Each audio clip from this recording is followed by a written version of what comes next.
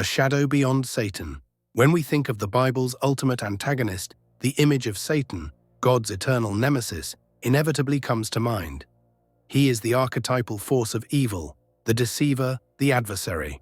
But lurking deep within the scriptures, hidden in plain sight, is another figure. One just as ominous. One whose name is whispered in destruction, Abaddon. He is called the Angel of the Abyss, the Destroyer. Though Abaddon's presence in the Bible is brief, mentioned only a handful of times across both the Old and New Testaments, his impact and the fear he inspires is immeasurable. And unlike Satan, Abaddon is shrouded in ambiguity. Is he a being, a place, a force of God, or an agent of evil? The ancient echoes, Abaddon in the Old Testament.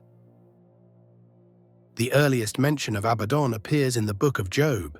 Here, he is not yet a being, but a place, a realm of annihilation, akin to Sheol or Hell. In Job 26:6 we read, "Sheol is naked before God, and Abaddon has no covering." These chilling words imply that God sees into even the most desolate domains. There is no veil of secrecy in the underworld, no shadow dark enough to hide destruction from divine eyes. But the question lingers, is Abaddon merely a place or something more? In Job 28, Abaddon is personified alongside death. Job laments that wisdom is so rare, so divine, that not even death nor Abaddon have grasped it, only heard rumors of it. It's in this poetic pairing that many scholars see Abaddon as not just a realm, but a sentient being, a force so entwined with death it becomes indistinguishable from it. Later, in Job 31, Job compares the fires of punishment to the burning that reaches as far as Abaddon itself, suggesting not just a spiritual place of torment, but a consuming force of judgment. Abaddon resurfaces in Psalms and Proverbs, each time echoing themes of death, destruction, and divine omniscience. In Psalm 88, the psalmist pleads with God, asking, "Shall your faithfulness be declared in Abaddon?" As if to ask, can grace even exist in a place like this? Proverbs 15:11 and 27:20 drive the dread further. Sheol and Abaddon lie open before the Lord, and they are never satisfied. Like the insatiable hunger of man's ambition, so too does Abaddon consume endlessly, a void always thirsting for more. The Revelation Unleashed, Abaddon as the Destroyer. But it is in the book of Revelation where Abaddon's mask is lifted, and he steps forth not as a place, but as a being.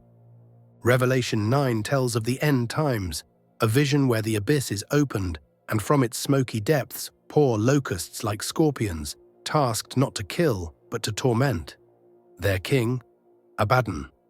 In Greek he is called Apollyon, the Destroyer. He rules the horrors of the abyss, emerging only when the fifth angel sounds his trumpet, a harbinger of divine wrath. But here lies the paradox. Abaddon is unleashed not by Satan, but by God's own will.